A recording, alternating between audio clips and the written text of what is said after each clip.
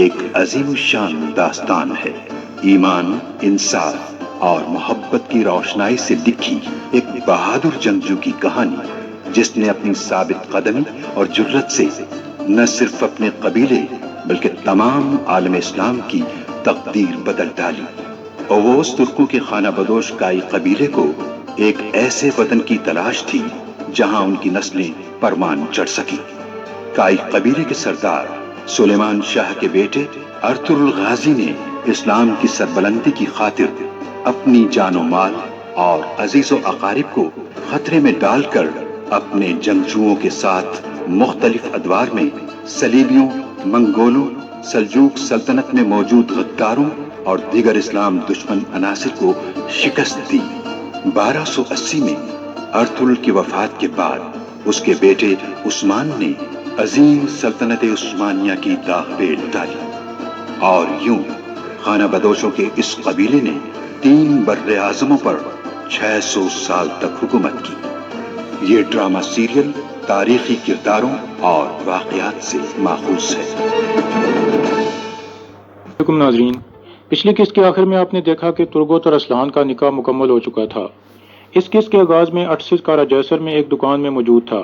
اتنے میں عبد الرحمن کے ساتھ جانے والے سپاہی وہاں پہنچ جاتے ہیں، کیونکہ ارٹسز نے عبد الرحمن کو کہا تھا کہ انہیں شام کے وقت میرے پاس بھیج دینا۔ ارٹسز ان صاحب سے کہتا ہے، میں جانتا ہوں کہ آپ صاحب یہاں اسلام اور اپنی ریاست کے لیے شہید ہونے آئے ہیں۔ ہماری صرف ایک ذمہ داری ہے کہ ہم نے ارطغرل صاحب اور ان کے سپاہیوں کو قلعے میں داخل کرانا ہے۔ ہم 3 گروپوں میں تقسیم ہو جائیں گے۔ ایک گروپ داخلی دروازے پر موجود سپاہیوں پر حملہ کرے گا، اور دوسرا گروپ گورنر کے قلعے کی دیواروں پر کھڑے سپاہیوں پر حملہ کرے گا، اور تیسرا گروپ آرس کے سپاہیوں کو داخلی دروازے کی طرف بڑھنے سے روکے گا۔ اللہ آپ صاحب کی مدد فرمائے۔ دوسری طرف جاودار قبیلے میں نکاح کے بعد ترگت اور اسلحان صاحب سے مل رہے تھے، اور سب انہیں دعائیں اور نیک خواہشات دے رہے تھے۔ ارطغرل ترگت کے کان میں کہتا ہے، صبح سویرے تم قلعے کے دروازے پر ہوگے۔ ترگت کہتا ہے، جیسے آپ کا حکم سردار۔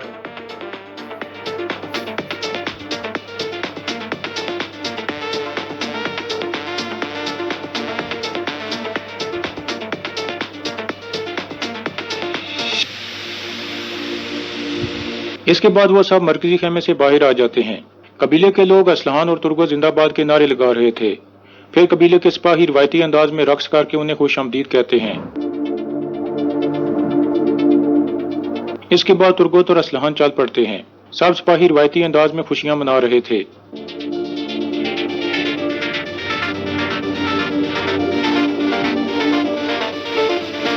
اسی دوران اسما اندر اسلحان کے خیمے میں چلی جاتی ہے اور کہتی ہے، مجھے معاف کر دینا اسلحان خاتون، اور زہر کی شیشی شربت والے مٹکے میں انڈیل دیتی ہے۔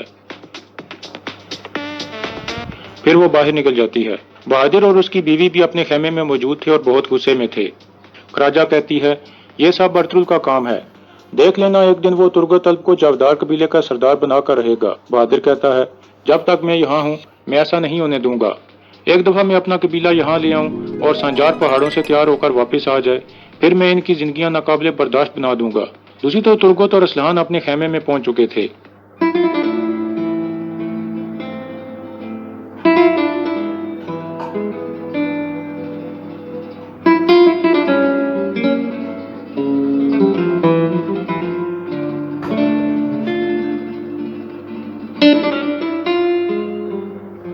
پھر ترگت کہتا ہے، ہم دونوں بہت سی مشکلات اور امتحانوں سے گزرے ہیں، اور پھر بھی ہم یہاں ہیں اسلحان خاتون۔ اسلحان کہتی ہے، ہم دونوں مل کر وہ دیا اٹھائیں گے جو اندھیروں کو ختم کر دے گا ترگت، اور ہم مل کر مشکلات سے لڑیں گے۔ ترگت کہتا ہے، کل ہم کارا جیسر قلعے میں اپنا جھنڈا لہرا دیں گے انشاءاللہ۔ اسلحان پوچھتی ہے، کیا آپ جنگ پر جا رہے ہو؟ ترگت کہتا ہے، ہم صبح ہوتے ہی قلعے کے دروازے پر ہوں گے۔ اگر میں شہید ہو گیا تو تم باقی ساری زندگی مجھ پر فخر کرنا۔ پھر اسلحان ایک مٹکے سے شربت ڈالنے لگتی ہے جس میں اسما نے زہر ملا دیا تھا۔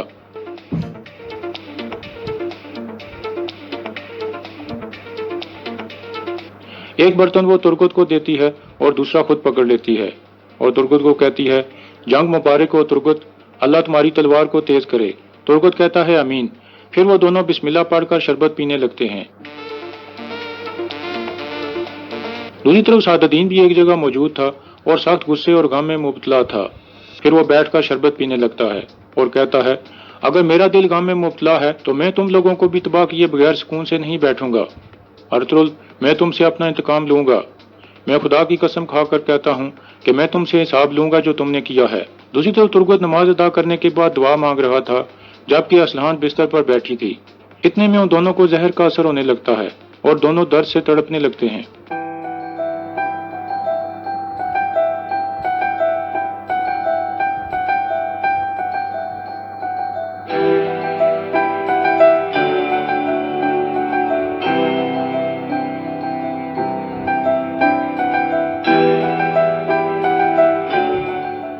دوسری طرف عبد الرحمن نے وہ کاغذ ارطغرل کو دے دیا تھا جو اسے ارسز نے دیا تھا۔ وہ پڑھنے کے بعد ارطغرل کہتا ہے، جیسا کہ ارسز نے کہا ہے کہ جب رات والے محافظ قلعے کا دروازہ کھولیں گے تو ہم حملہ کر دیں گے۔ قلعے کے اندر موجود ہمارے سپاہی پہلا حملہ کریں گے جب دروازہ کھلے گا۔ ہم دن والے محافظوں کے آنے سے پہلے قلعے میں داخل ہو جائیں گے۔ حکیم ارطغرل کہتا ہے، لیکن اگر ہمیں جانے میں تاخیر ہو گئی تو ہمارے اندر والے سارے سپاہی مارے جائیں گے۔ وامسی کہتا ہے، ہمارے گھوڑے بجلی کی طرح تیز جائیں گے انشاءاللہ۔ ارطغرل کہتا ہے، ہم سورج نکلنے سے پہلے قلعے کے قریب موجود ہوں گے تاکہ قلعے میں داخل ہونے سے پہلے گھوڑوں کو کافی آرام مل جائے۔ وامسی پوچھتا ہے، یہ ارسز کون ہے سردار؟ ارطغرل کہتا ہے، وقت آنے پر تمہیں یہ پتہ چل جائے گا وامسی۔ اب تم جا کر عورتوں کو بلاؤ۔ اب وقت آ گیا ہے کہ ہم ان کو کل کی جنگ کے بارے میں آگاہ کریں۔ وامسی اٹھ کر چلا جاتا ہے۔ دوسری طرف اسلحان اور ترگت زہر کی وجہ سے تڑپ رہے تھے۔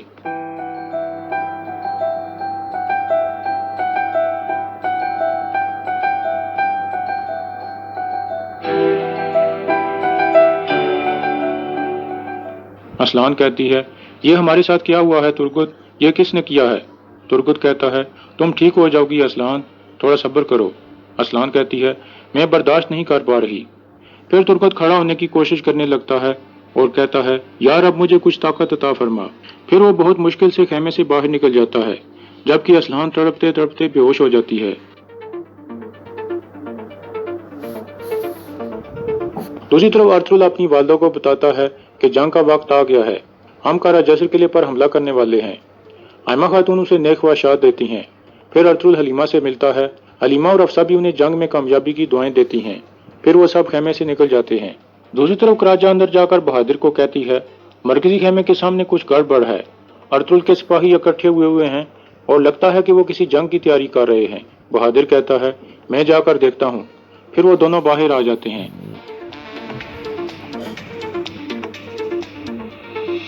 باہر وامسی ارطغرل کو کہتا ہے، آخرکار ترگت کی بھی تنہائی دور ہو گئی ہے۔ اب ہم کارا جسر قلعہ فتح کر کے 2 خوشیاں منائیں گے۔ پھر ارطغرل کہتا ہے، چلو سپاہیو روانہ ہو جاؤ۔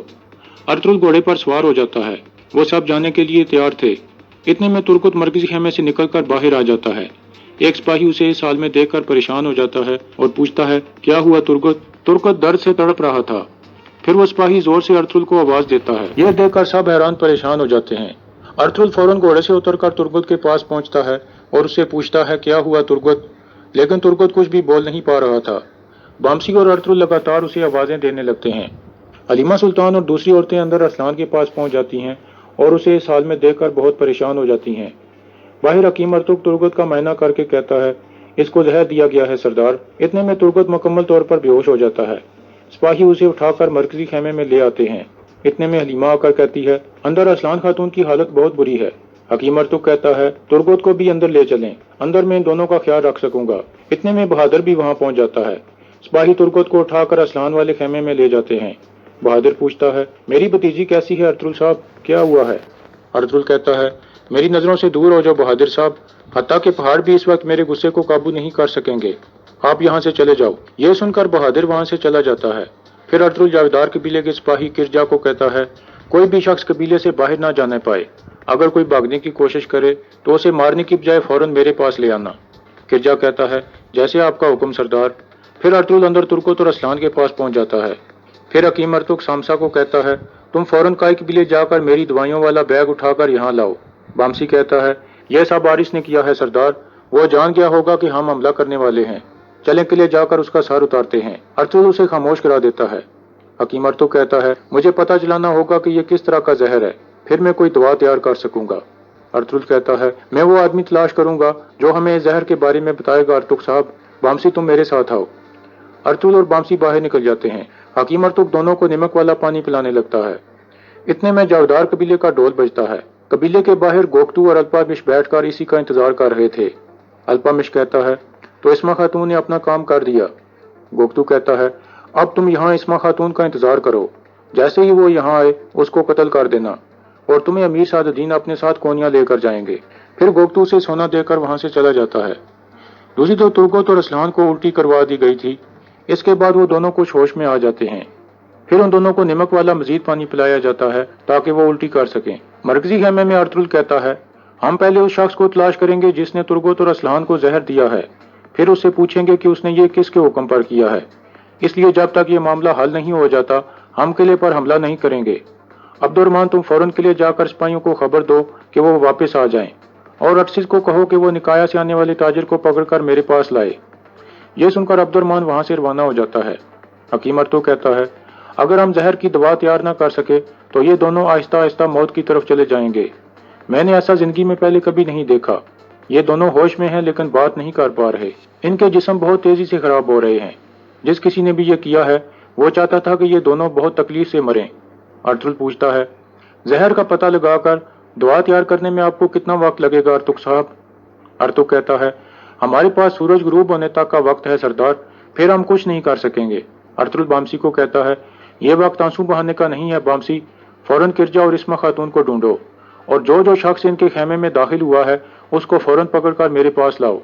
یہ سن کر بامسی اور دوسرے سپاہی باہر نکل جاتے ہیں۔ حکیم ارطغرل پوچھتا ہے، یہ کام کون کر سکتا ہے سردار؟ ارطغرل کہتا ہے، یا تو امیر سعد الدین یا پھر اس کا کتا بہادر، انہوں نے ٹھیک جنگ کے وقت ہمارے لیے جال بچھایا ہے۔ اگر ہم اس چیز کا پتہ نہ چلا سکے تو بہت خون بہے گا۔ اور یہاں اس قسط کا اختتام ہو جاتا ہے۔